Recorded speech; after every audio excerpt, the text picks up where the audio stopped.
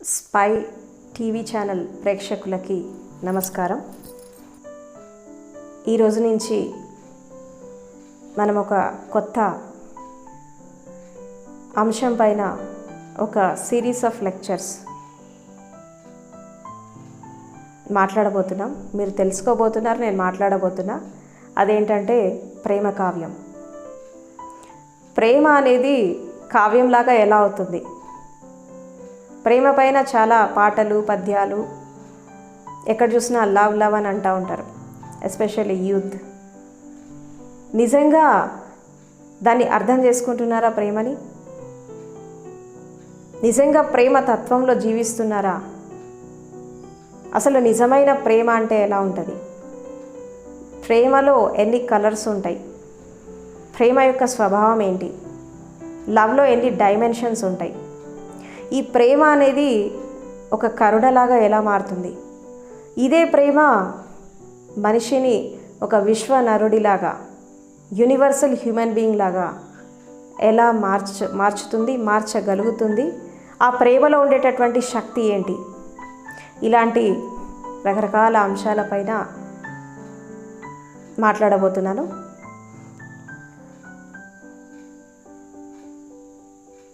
జీవితం అనేది ఒక అన్వేషణార్థంగా, ఒక సత్యానికి, ధర్మానికి నిలయంగా ముందుకు సాగుతూ ఉంటుంది. ఇలా సాగేటటువంటి జీవితంలో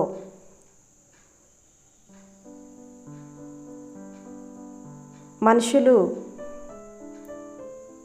ఎన్నో ఒడిదుడుకులని, తర్వాత ఎన్నో అవాంతరాలని ఎదుర్కొని జీవితాన్ని జీవిస్తూ ఉంటారు.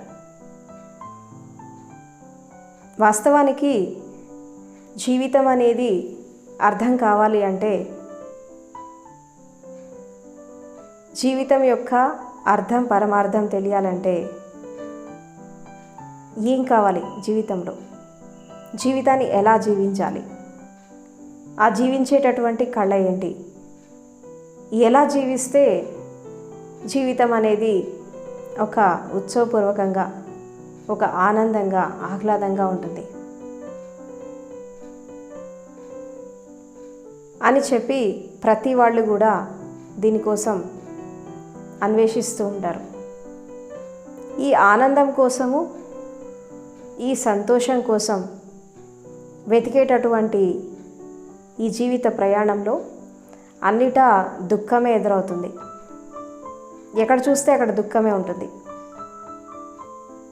ఎందుకు అంటే, ప్రపంచంలో చాలామంది మనుషులు ఒక నెగిటివిటీతో జీవిస్తున్నారు. ఇలా జీవించే వారికి లైఫ్ యొక్క ఎసెన్స్ ఏంటి, జీవితం యొక్క సారాంశం ఏంటి అని చెప్పి అర్థం కాదు. ఈ అర్థం కాలేనప్పుడు ఒక ఉన్నతంగా జీవితాన్ని జీవించలేరు. అసలు జీవితం అంటే ఏంటి? వాట్ ఈజ్ లైఫ్ అంటే చాలామంది దీనికి సమాధానం చెప్పలేరు. మామూలుగా జీవితం అంటే అందరూ పుట్టడం, పెరగడం,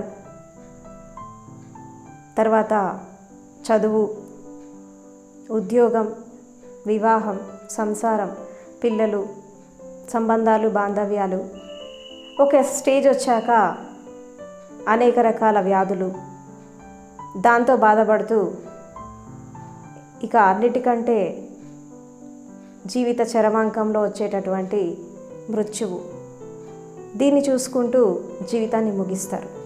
మెజారిటీ పీపుల్, భూమి మీద పుట్టినటువంటి మెజారిటీ పీపుల్ ఇది లైఫ్ అనుకుంటారు. ఒక 100% లైఫ్లో ఇది కేవలం 20% మాత్రమే, జస్ట్ 20%. మరి 80% లైఫ్ ఏంటి అని మనము చూసినట్టయితే, జీవితం అనేటటువంటి పదంలోనే అర్థం ఉంది. మీరు దాన్ని కొంచెం విశ్లేషణాత్మకంగా అనలిటికల్గా చూసినట్టయితే దాని యొక్క అర్థం అనేది తెలిసిపోతుంది. మీరు దాన్ని విడదీయండి. జీవి ప్లస్ తత్వం. జీవి అంటే ఏంటి? ఒక లైఫ్ ఫోర్స్, ఒక శక్తి, ఒక ప్రాణశక్తి, ఒక చైతన్యం. దీని యొక్క తత్వాన్ని, దీని యొక్క ఫిలాసఫీని, దీని యొక్క ఆంతర్యాన్ని తెలుసుకోవడానికే జీవితం అనేది వచ్చింది. జీవి ప్లస్ తత్వం ఈజ్ ఈక్వల్ టు జీవితం. Life force, biological force plus దాని ఫిలాసఫీ, ఈ రెండు కలిస్తేనే అది జీవితం అవుతుంది. మనిషి పుట్టినప్పటి నుంచి చనిపోయేదాకా, ఉదయం లేచినప్పటి నుంచి రాత్రి పడుకునేదాకా కేవలము శరీరము, మనస్సు, ప్రపంచము, ఈ మూడిటి పరిధిలోనే ఎక్కువగా జీవిస్తూ ఉంటారు. కనీసము శరీర పరిధిలో జీవించేటప్పుడు శారీరక ఆరోగ్యాన్ని ఎలా కాపాడుకోవాలో చాలామందికి తెలీదు. మనసుని నెగిటివిటీస్ నుంచి ఎలా కాపాడుకోవాలో కూడా తెలీదు. అది కూడా చాలా అసంపూర్ణంగా జీవిస్తారు. కనీసం బాడీ మైండ్ కాన్షియస్లో అన్న కంప్లీట్గా ఉంటారా అంటే అది కూడా కరెక్ట్గా ఉండలేరు, దాన్ని కూడా పర్ఫెక్ట్గా పట్టుకోలేరు. ఇలా పట్టుకుపోవడం వల్ల రకరకాలైనటువంటి ప్రాబ్లమ్స్ వస్తున్నాయి లైఫ్లో. జీవితం అనేది చాలా కలర్ఫుల్గా, ఒక సెలబ్రేషన్గా, ఒక ఉత్సవపూర్వకంగా ఎలా మారాలి? ఇప్పుడు మీరు ప్రకృతిని చూడండి, పక్షులను చూడండి, పంచభూతాలను చూడండి, నదులు, సముద్రాలు, వీటన్నిటిని చూడండి. మీరు ఎంత ఆహ్లాదంగా, ఎంత అందంగా, ఎంత ఉత్సవపూర్వకంగా ఉంటాయి. ఈ సమస్త సృష్టిలో కేవలం మనిషి మాత్రమే దుఃఖంలో ఉంటాడు. మిగతా ప్రకృతిలో మీరు దేన్ని చూసినప్పటికీ కూడా చాలా అందంగా, ఆహ్లాదంగా, ఉత్సవపూర్వకంగా ఉంటుంది. మీరు మొత్తం విశ్వాన్ని చూడండి, గ్రహాలను చూడండి, నక్షత్రాలను చూడండి, తర్వాత ఈ సకల సృష్టిని చూడండి. ఎందుకు అవి అంత అందంగా, ఆనందంగా ఉంటాయి? మనిషి మాత్రమే ఎందుకు దుఃఖంలో ఉంటాడు అంటే దీనికి చాలా కారణాలు ఉన్నాయి. అందులో మొట్టమొదటి కారణం ఏంటి అంటే మనిషి ప్రకృతితో మమేకమైపోయి జీవించడు, సహజంగా సరళంగా జీవించడు, మనిషి యొక్క తత్వంతో జీవించట్లేదు. మిగతా జీవరాశులను మీరు చూసినట్టయితే చాలా న్యాచురల్గా, సహజంగా, ప్రకృతి సిద్ధంగా, వాటి స్వభావంతో అవి జీవిస్తున్నాయి. కానీ మనిషి మాత్రం చాలా అసహజంగా జీవిస్తున్నాడు. ఇలా జీవించడం వల్ల తనతో తాను ఒకటి కాలేక, స్వయంతో మమేకం కాలేక, కనీసం ప్రకృతితో మమేకం కాలేక, తన తోటి మనుషులతో ఏకం కాలేక ఒక ఐసోలేటెడ్గా, అందరూ ఉన్నా ఎవరూ లేనివాడిగా జీవిస్తున్నాడు మనిషి. ఎవరితో అనుసంధానం లేదు, ప్రకృతితో అనుసంధానం లేదు, పంచభూతాలతో అనుసంధానం లేదు, ఈ సకల సృష్టితో అనుసంధానం లేదు. కనీసం ఒక కుటుంబంలో ఉన్నప్పుడు ఆ కుటుంబ సభ్యులతో కూడా పర్ఫెక్ట్గా ఒక కోఆపరేటివ్గా జీవించలేడు. ఇంత ఐసోలేటెడ్ అయి మనిషి జీవిస్తున్నప్పుడు ఆనందం అనేది ఎక్కడి నుంచి వస్తుంది? స్వేచ్ఛ అనేది ఎక్కడి నుంచి వస్తుంది? అందుకే ఎవరు కూడా సంతోషంగా జీవించలేకపోతున్నారు, ఆనందంగా బ్రతకలేకపోతున్నారు. మనిషి తన నిజమైనటువంటి స్వభావంతో తను జీవించినప్పుడు, తన సహజ లక్షణాలతో తను జీవించినప్పుడు, అప్పుడు ఎదుటి వాళ్ళతో అనుసంధానం అవుతాడు, ప్రకృతితో అనుసంధానం అవుతాడు. అదేవిధంగా ఈ సకల సృష్టితో ఏకమైపోతాడు. తన స్వభావంతో తను జీవించినప్పుడు మాత్రమే ఇది జరుగుతుంది. మరి మనిషి యొక్క స్వభావం ఏంటి? What is the nature of human beings? Human beings అనే పదంలోనే మనకి తెలిసిపోతుంది ఏంటంటే హ్యుమానిటీ, మానవత్వం. బీయింగ్ అంటే ఏంటి? బీయింగ్ అంటే ఏంటంటే తన యొక్క నిజమైనటువంటి స్వభావంతో,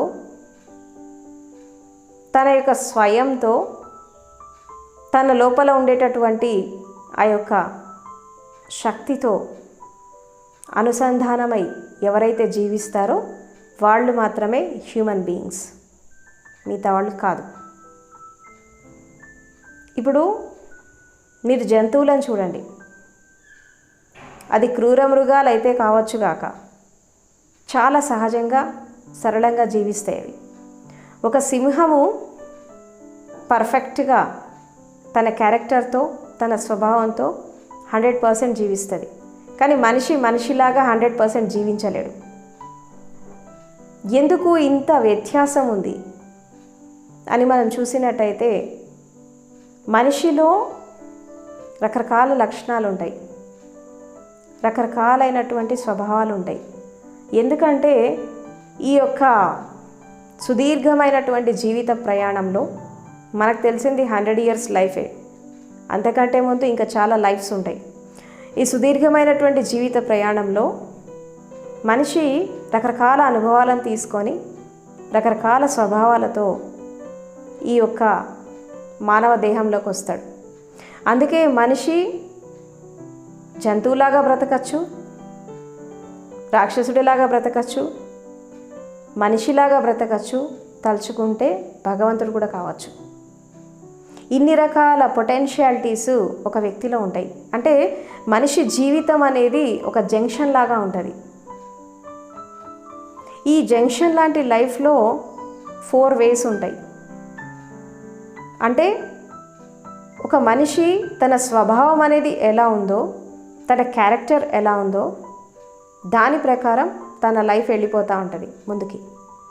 కొంతమంది మనుషులను చూస్తే మనకు జంతువులను చూసినట్టే అనిపిస్తుంది, కొంతమంది రాక్షసులను చూసినట్టు అనిపిస్తుంది, కొంతమందిని చూస్తే ఒక పరిపూర్ణమైనటువంటి మానవత్వం మూర్తిభవించిన వ్యక్తిలాగా కనబడతారు. ఇంకొంతమంది వ్యక్తులను చూసినప్పుడు మనకు భగవంతుడిని చూసినట్టు అనిపిస్తుంది. ఎందుకు ఈ వ్యత్యాసము, ఇంత డిఫరెన్స్ ఎందుకు? అందరూ మనుషులే కదా, మరి ఎందుకు ఇంత డిఫరెన్సియేషన్స్ ఎందుకు వచ్చాయి? ఎందుకు ఇంత డిస్క్రిమినేటెడ్గా ఎందుకు కనబడతారు మనుషులు అని మనం గమనించినట్టయితే రూపంలో మనిషిలాగా ఉంటున్నారు కానీ స్వభావంలో మనిషిలాగా బ్రతకట్లేదు మెజారిటీ పీపుల్. ఇంకా మనిషి రూపంలో మనిషిలాగా ఉన్నాడు కానీ ఒక మూర్తిమత్వం వికసించినటువంటి పరిపూర్ణమైన మానవుడిలాగా ఎవరు బ్రతకట్లేదు. ఇలా బ్రతకపోవడం వల్ల సమాజంలో అనేక రకాల హింసలు, అట్రాసిటీస్, యుద్ధాలు, రకరకాలైనటువంటి నెగిటివిటీస్, ప్రపంచం అంతా చాలా అస్తవ్యస్తంగా ఉంది. ఎందుకు ఉంది? దీనికి కారణం ఏంటి అంటే మనిషిలాగా బ్రతకట్లేదు, మనిషి తన స్వభావంతో బ్రతకట్లేదు. మరి మనిషి యొక్క స్వభావం ఏంటి అని మనం చూసినట్టయితే మనిషి అనేవాడు హృదయంతో బ్రతకాలి, మానవత్వంతో బ్రతకాలి, జాలి, దయ, కరుణ, ప్రేమ, తన సహజ స్వభావం కావాలి. ఇలా కాకుండా ఇవి మాత్రం ఉండవు, మనిషి లక్షణాలు మాత్రం ఉండవు, అన్ని లక్షణాలు ఉంటాయి మనిషి లోపల. ఎంత విచిత్రమైనటువంటి పరిస్థితి మనుషులో చూస్తే ఏంటంటే నిజమైన లక్షణాలు ఉండాల్సినవి ఉండవు, లేనిపోని లక్షణాలు అన్నీ ఉంటాయి. దీనికి కారణం ఏంటి అంటే మనుషులు టోటల్గా ప్రపంచపరమై జీవిస్తున్నారు. స్వయం మీద దృష్టి లేదు, శరీరం మీద ధ్యాస లేదు, ధ్యానం లేదు, మనసు పైన కంట్రోల్ లేదు, ఇంద్రియాలపైన నిగ్రహం లేదు. తర్వాత తన జీవితం పైన తనకి రెస్పెక్ట్ లేదు. ఏదో బ్రతికేస్తున్నామా అన్నట్టు బ్రతికేస్తున్నారు. బ్రతకడం ముఖ్యం కాదు, జీవితంలో బ్రతకడం ముఖ్యం కాదు, జీవించాలా, జీవితాన్ని పరిపూర్ణంగా ఆస్వాదించాలా, జీవితాన్ని సంపూర్ణంగా జీవించాలి. జీవితాన్ని ఎప్పుడైతే సంపూర్ణంగా జీవిస్తారో అప్పుడు జీవిత సత్యం ఏంటో అర్థమవుతుంది, జీవితం యొక్క రహస్యం ఏంటో అర్థమవుతుంది, జీవితం యొక్క ఆ పరిపూర్ణత్వం ఏంటి, ఆ పరమార్థం ఏంటి, అర్థం ఏంటి అప్పుడు అర్థమైపోతుంది. జీవితాన్ని సంపూర్ణంగా జీవించాలంటే ఒకే ఒక్క మార్గం ఏంటంటే గతం భవిష్యత్తులని వదిలేసి వర్తమానంలో స్థిరం కావాలి. వర్తమానంలో ఇక్కడ ఈ క్షణంలో బ్రతకడం అలవాటు చేసుకోవాలి. గతం అనేది ఎంత మంచిదైనా ఎంత చెడ్డదైనా ఆ క్షణం తిరిగి రాదు. ఎవరికైనా కొన్ని కోట్ల రూపాయలు ఇచ్చి గడిచిపోయిన క్షణం తిరిగి తీసుకురమ్మనండి, తీసుకురాలేరు. ఇక భవిష్యత్తు అనేది ఒక ఊహ, రేపటిదానికి రూపం లేదు. రేపటిదాకా ఎందుకు, ఇంకో గంట తర్వాత మనం ఎలా ఉంటామో మనకు తెలియదు. నో గ్యారంటీ ఫర్ లైఫ్, ఏమైనా జరగచ్చు. అందులో భవిష్యత్ అనేది ఎలా ఉంటుందంటే ఈ వర్తమానాన్ని బేస్ చేసుకొని మీ భవిష్యత్తు ఉంటుంది. వర్తమానంలో ఈ క్షణంలో మీరు ఎలా ఉన్నారు దాన్ని బేస్ చేసుకొని మీ యొక్క ఫ్యూచర్ ఉంటుంది. కాబట్టి ఎప్పుడైనా కానీ జీవితాన్ని అర్థం చేసుకోవాలంటే ఇక్కడ ఈ క్షణంలో బ్రతకడం అలవాటు చేసుకోండి. జీవితాన్ని పరిపూర్ణంగా ఆస్వాదించండి, సంపూర్ణంగా జీవించండి. జీవితం యొక్క అర్థం పరమార్థం తెలుసుకొని జీవించండి. దానికి మనిషి కేవలము ప్రాపంచికంగా బ్రతికితే సరిపోదు, విజ్ఞానపరంగా ఎదిగితే సరిపోదు, శారీరక మానసిక వికాసం మాత్రమే జరిగితే సరిపోదు. హృదయ వికాసం జరగాలి, ఆత్మీయ వికాసం జరగాలి. హృదయ వికాసం ఆత్మీయ వికాసం జరగకపోతే మనిషి మనిషిలాగా బ్రతకలేడు. శారీరక మానసిక వికాసం జరగడంతో మనిషి ఆగిపోతే ఒక డిస్ట్రక్షన్కి దారితీస్తుంది. ఇప్పుడు మన లోపల 3 రకాల ఎనర్జీస్ ఉంటాయి. ఎనర్జీ అనేది 3 రకాలుగా పనిచేస్తూ ఉంటుంది. ఒకటి physiological energy, psychic energy and spiritual energy. శరీరంలో ఉండేటటువంటి శక్తి అంతా ఒకటే. అది శరీరంతో మమేకం అయిపోయినప్పుడు శారీరక క్రియలకు ఉపయోగపడి అది ఫిజియలాజికల్ ఎనర్జీ అవుతుంది. అది మనసుతో మమేకం అయిపోయినప్పుడు, ఆలోచనలతో ఒకటైనప్పుడు అది సైకిక్ ఎనర్జీ అవుతుంది. ఇదే శక్తి మీ యొక్క హృదయ వికాసం ఆత్మీయ వికాసానికి పోయినప్పుడు అది స్పిరిచువల్ ఎనర్జీ అవుతుంది. శక్తి అంతా ఒకటే. మీ లోపల ఉండేటటువంటి శక్తి అనేది ఒకటే, రకరకాల శక్తులు ఉండవు. Energy is one. కామానికి ఉపయోగపడే శక్తి ఒకటే, ఒక క్రియేటివిటీకి ఉపయోగపడే శక్తి ఒకటే, ఒక విధ్వంసానికి ఉపయోగించేటటువంటి శక్తి కూడా అదే, ఒక కొత్త క్రియేషన్ని క్రియేట్ చేసేటటువంటి శక్తి కూడా అదే. శక్తి అనేది నీళ్ళ లాంటిది. మీరు దాన్ని ఎలా ఉపయోగించుకుంటే మీకు అది ఉపయోగపడుతుంది. వాటర్ని మనం రకరకాలుగా వాడచ్చు, శక్తిని కూడా రకరకాలుగా వాడచ్చు. కొంతమంది దాన్ని క్రియేటివిటీకి వాడతారు, కొంతమంది దాన్ని భౌతిక అట్రాక్షన్స్ కోసం వాడుతూ ఉంటారు, కొంతమంది కామానికి వాడతారు, కొంతమంది అరిషడ్ వర్గాలను పూర్తి చేసుకోవడానికి వాడతారు, కొంతమంది విధ్వంసానికి వాడతారు. శక్తి అంతా ఒకటే. అది మన ఉపయోగాన్ని బట్టి మనకది ఉపయోగపడుతుంది. అది మంచి చేస్తుందా చెడు చేస్తుందా అనేది మన చేతిలో ఉంటుంది. మనం ఎలా ఉపయోగించుకుంటున్నాం దాన్ని బట్టి అది మనకి ఉపయోగపడుతుంది. కాబట్టి భూమి మీద పుట్టిన ప్రతి మనిషి సాధించాల్సింది ఏంటి? మనిషి భూమి మీద ఎందుకు జన్మించాడు అంటే దైవత్వాన్ని పొందడానికి, ఒక గాడ్లీనెస్ని అందుకోవడానికే పుడతాడు ప్రతి మనిషి కూడా. వాళ్ళకి తెలిసినా తెలియకపోయినా, వాళ్ళు ప్రాపంచిక అట్రాక్షన్స్లో బ్రతికినప్పటికీ కూడా, వాళ్ళు అన్కాన్షియస్ స్టేట్లోనే ఎలా ఉన్నా, ప్రతి మనిషి యొక్క అంతిమ లక్ష్యం ఏంటంటే ఆ యొక్క దైవత్వాన్ని పొందడమే. ఆ దైవత్వాన్ని పొందడానికి వచ్చినటువంటి మనిషి ఎందుకు పొందలేకపోతున్నాడు? ముఖ్యమైన కారణం ఏంటి అంటే అసలు మనిషి మనిషిలాగానే బ్రతకట్లేదు. ఈ మనిషిని మనిషిలాగా మార్చడానికి, మనిషి తత్వంతో జీవించడానికి రకరకాల మార్గాలు, రకరకాల సూత్రాలు, రకరకాలైనటువంటి సత్యాలు పురాతన కాలం నుంచి ఎంతోమంది మహానుభావులు, జ్ఞానులు, సత్పురుషులు ఎన్నో మార్గాలని మనకు అందించడం జరిగింది. దైవత్వాన్ని పొందడానికి కాదు, మనిషి మనిషిలాగా మారడానికి. మూర్తీభవించినటువంటి మానవత్వంతో ఒక విశ్వ మానవుడిలాగా, విశ్వ నరుడిలాగా జీవించడానికి కొన్ని మార్గాలను అందించడం జరిగింది. మనిషి జీవితంలో ముఖ్యంగా కావాల్సింది ఏంటి? మనిషి పుట్టినప్పటి నుంచి చనిపోయేదాకా దేనికోసం పరితపిస్తాడు అంటే, మనం ఒక అనలిటికల్గా మనం చూసినట్టయితే, మనిషి పుట్టినప్పటి నుంచి చనిపోయేదాకా ప్రతి మనిషి పరితపించేది ప్రేమ కోసం. మనిషి పుట్టుకలో ప్రేమ ఉంది, స్త్రీ పురుషుల కలయికలో ప్రేమ ఉంది, ఈ సృష్టి రచనలో ప్రేమతత్వం ఉంది. తర్వాత ఎదుటి వాళ్ళకి మనం చేసేటటువంటి సహాయంలో ప్రేమతత్వం ఉంటుంది.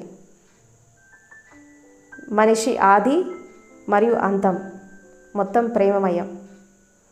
ఎందుకంటే ప్రేమ అనేది మనిషి యొక్క స్వభావం, ఇట్స్ ఒరిజినల్ నేచర్. ప్రపంచంలో ఇన్ని రకాల కాన్ఫ్లిక్ట్స్, డొమెస్టిక్ ప్రాబ్లమ్స్, ఇంత హింస, అట్రాసిటీస్ ఇవన్నీ ఎందుకు జరుగుతున్నాయంటే మనిషి తన సహజ స్వభావానికి దూరం అయిపోయి జీవిస్తున్నాడు, ప్రేమ తత్వంతో జీవించట్లేదు. అందులో ఇవాళ రేపు ఏంటంటే ఈ ప్రేమ కామం ఒకటే అనుకుంటున్నారు. ప్రేమకి కామానికి భూమికి ఆకాశానికి ఉన్నంత తేడా ఉంది. కామం అనేది మనిషిని పశువుని చేస్తుంది, పశులోకంలోకి పంపించేస్తుంది. ప్రేమ అనేది మనిషికి ఒక దైవత్వాన్ని తీసుకొస్తుంది. మీరు చిన్నపిల్లల్ని చూడండి, చాలా లవబుల్గా, చాలా అట్రాక్టివ్గా ఉంటారు. వాళ్ళు అట్రాక్టివ్గా ఉంటారు. ఆ అట్రాక్షన్ ఎందుకు ఉంటుంది వాళ్ళ లోపల అంటే అది కామంతో కాదు, ప్రేమతో ఉంటుంది. వాళ్ళలో ఉండే అట్రాక్షన్ ఏంటి? ప్రేమ. వాళ్ళ ఫేస్లో ఉండేటటువంటి ఆ చార్మింగ్, ఆ గ్లో, ఆ ఇన్నోసెన్స్, ఆ ఇగ్నోరెన్స్, ఇదంతా ఎందుకు ఉంటుందంటే వాళ్ళు చాలా లవబుల్గా ఉంటారు. అందుకే ఏమంటారు, చిన్నపిల్లలు భగవంతుడి స్వరూపాలని అంటారు. మరి పెద్దయ్యాక, ఒక ఏజ్ వచ్చాక ఈ భగవంతుడి స్వరూపాలే దయ్యాల్లాగా ఎందుకు తయారవుతున్నారు? ఆ లవబుల్ నేచర్ ఎక్కడికి పోయింది? ఆ గ్లో ఎక్కడికి పోయింది? తర్వాత వాళ్ళలో ఉండేటటువంటి ఆ నిర్మలత్వం, ఆ పవిత్రత ఎక్కడికి వెళ్ళిపోయింది?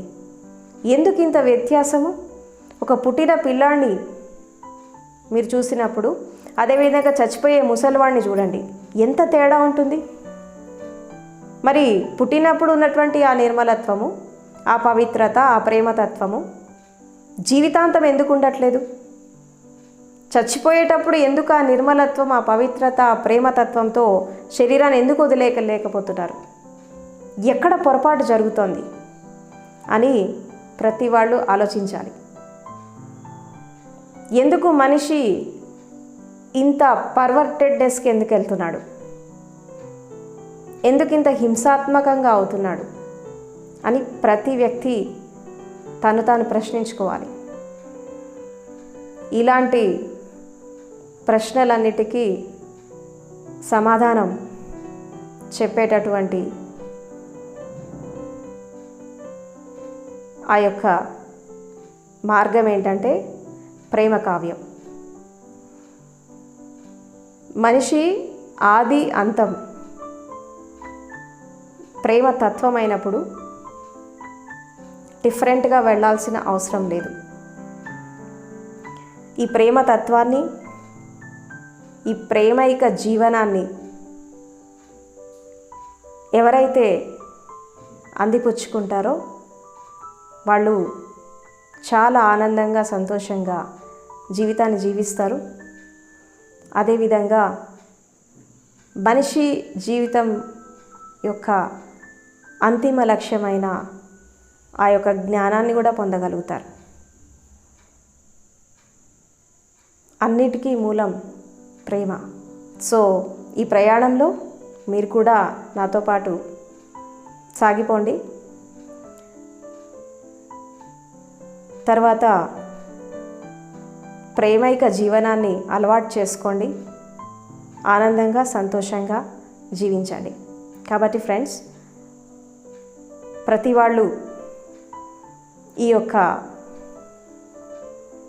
ప్రయాణంలో భాగస్వాములై ప్రేమని అర్థం చేసుకొని ప్రేమతత్వంతో మీ జీవితాన్ని మార్చుకోవాలని, మీరు ఒక పరిపూర్ణమైనటువంటి మానవత్వం మూర్తిభవించిన మనుషుల్లాగా బ్రతకాలనేటటువంటి ఉద్దేశంతోనే ఈ అంశం పైన మాట్లాడడం జరుగుతోంది. దీన్ని పరిపూర్ణంగా ఆస్వాదించండి, ఎంజాయ్ చేయండి, జీవితంలో ఆచరించండి. సో చివరిగా నా మాటలు ఇంత శ్రద్ధగా ప్రేమగా విన్నారు. మీ అందరికీ కృతజ్ఞతలు.